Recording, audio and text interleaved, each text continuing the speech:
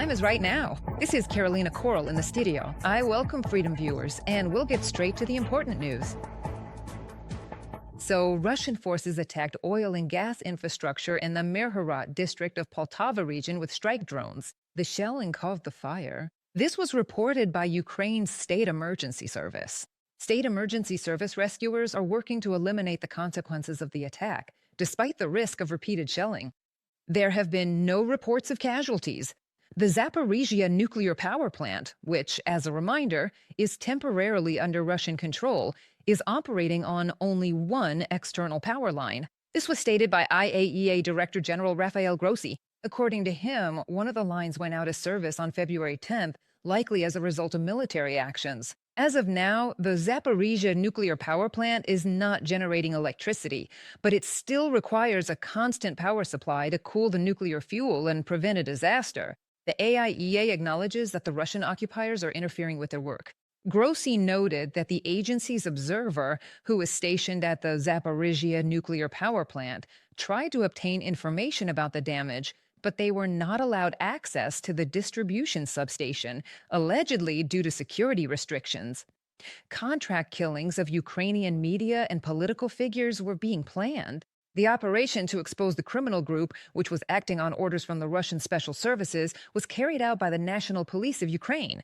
10 people were detained, 7 in Ukraine and 3, including the organizer, in Moldova. Among the group's targets were journalists, employees of the main intelligence directorate of Ukraine's Ministry of Defense, and fighters of the Foreign Legion.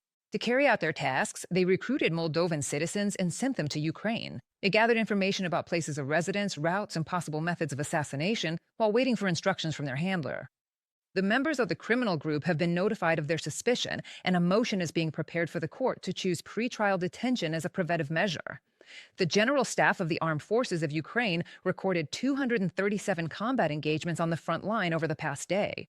The most intense fighting is in the Pokrovsk direction. There, Ukrainian defenders repelled 37 Russian assaults. On the Huliaipol section of the front, there were 29 combat engagements. The Russian army also attacked 19 times near Kostantinivka and 14 times in the Oleksandrovka direction.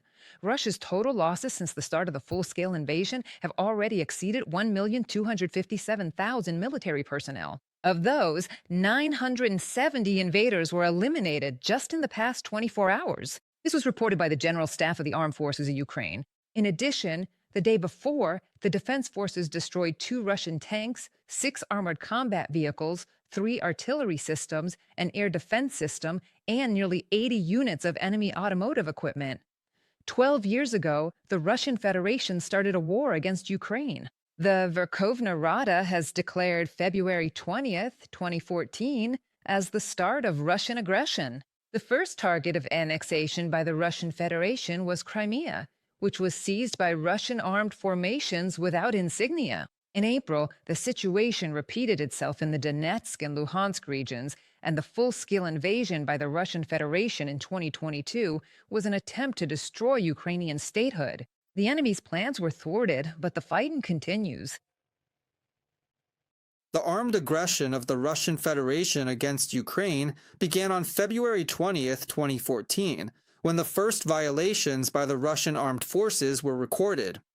Contrary to the Russian Federation's international legal obligations, they crossed Ukraine's state border in the area of the Kerch Strait and used their military formations stationed in Crimea, under the agreement between Ukraine and the Russian Federation on the status and conditions of the Russian Black Sea Fleet's presence on Ukrainian territory dated May 28, 1997, to blockade Ukrainian military units. The whole world sees the war crimes of the Russian Federation. Ukrainians will not forget the tragedies of Bucha, Izium, Mariupol, the attacks on civilians and critical infrastructure.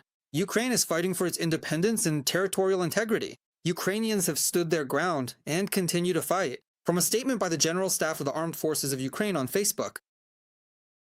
February 20th is the Day of the Heavenly 100 Heroes. This date reminds us of the climax of the revolution at Dignity, when Ukrainians paid the ultimate price, 107 lives, for freedom and a European future in the center of Kyiv. The youngest person killed was 17. The oldest was 82. The heroes of the Heavenly 100 have become a symbol of civic courage and self-sacrifice. Today, their heroic deed is felt under the slogan, Grateful for Freedom. To honor the memory of the Heavenly Hundred means to recognize each of our responsibilities for the future of an independent and democratic Ukraine. The memory of the fallen heroes of the Heavenly Hundred was honored by the President of Ukraine, Volodymyr Zelensky. Ukrainians always defend what is theirs. They defend their independence, dignity, and the right to live freely. It was the people themselves who won freedom for Ukraine. Ordinary people who care about what will happen to Ukraine and how Ukrainian children will live. We remember what it cost back in 2014.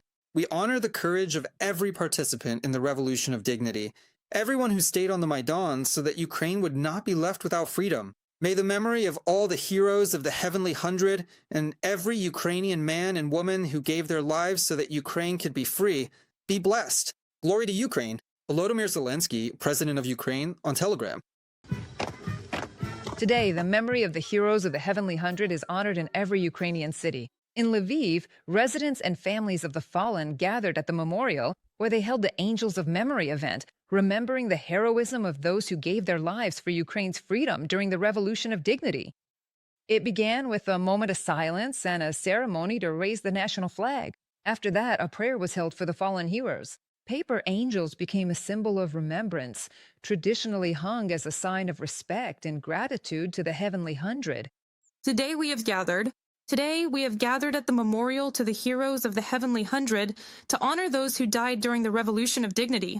One of the best ways, really, is to tell children about those events and involve them in honoring the memory. We called on everyone to come to the memorial today, as well as to remember and talk about the heroes of the Heavenly Hundred and their stories. On the one hand, I feel ashamed that I got sick on that very day. They took me to Lviv with a severe case of pneumonia.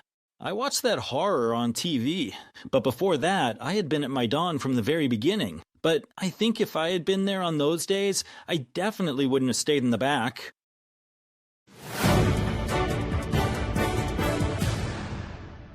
The European Commissioner for Defense and Space, Andrius Kubilius, called on Spain to provide Ukraine with more weapons from its own stockpiles. He made this statement at the New Economy Forum in Spain.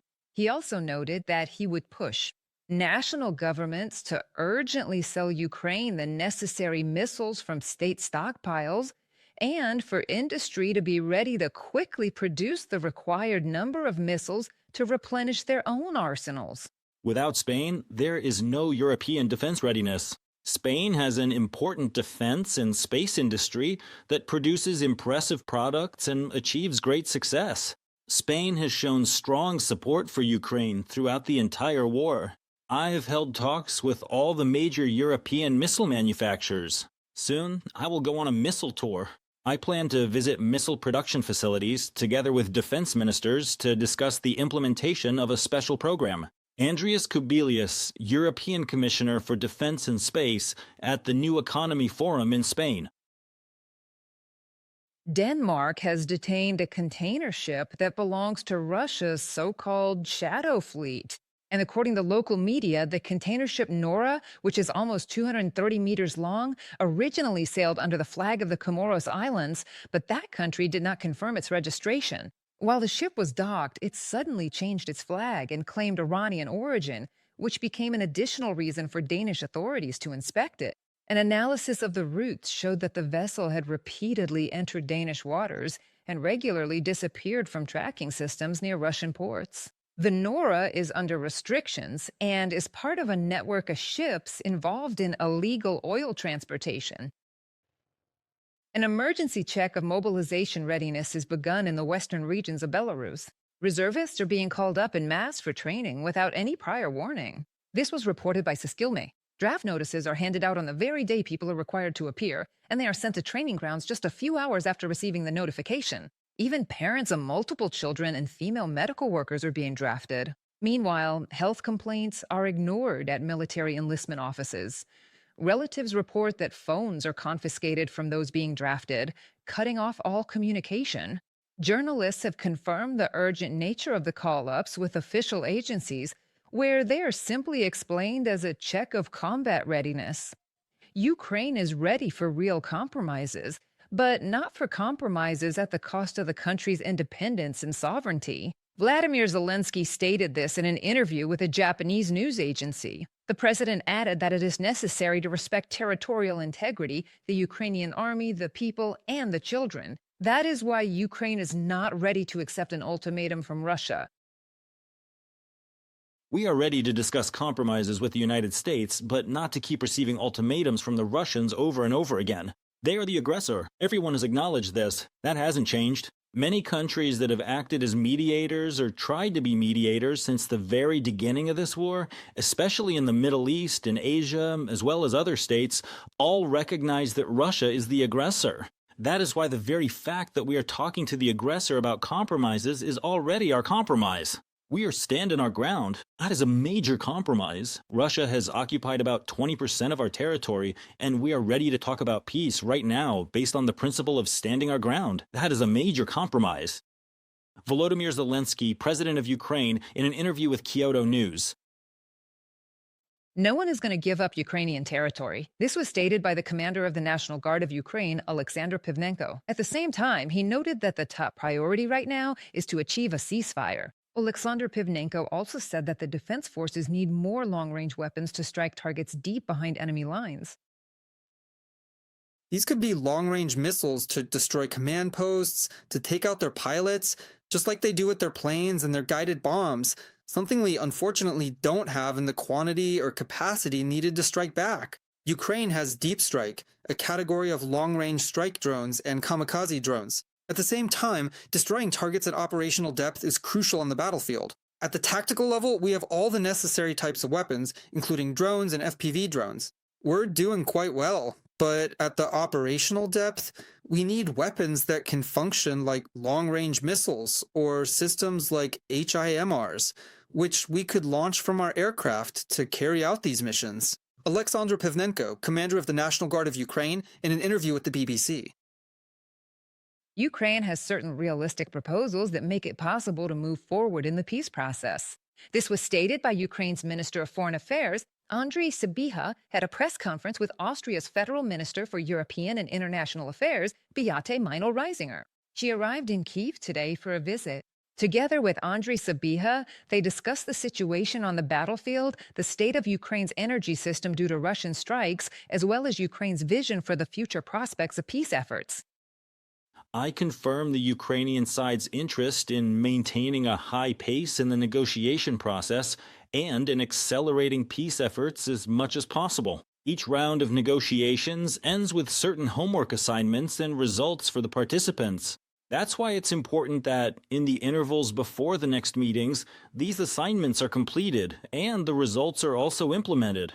We believe that Ukraine has realistic proposals that make it possible to achieve progress in the peace process. And of course, there is an agreement to hold the next round of negotiations, which is necessary to maintain the momentum of these peace efforts.